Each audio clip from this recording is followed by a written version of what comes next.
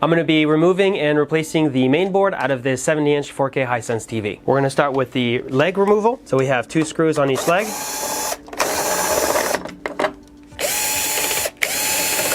And now I'm going to be removing the screws on the back cover. And then this one's going to be a plastic screw. So it's going to have a coarse thread.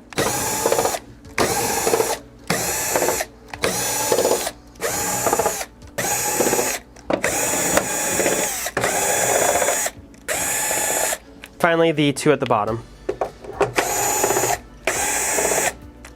Now the back cover will just wiggle out, so be gentle. Now for the mainboard removal, we're going to start by disconnecting the connectors. Lift the latch up for the ribbon. And then same, we have a little latch here. Now we can go ahead and get the 4 screws.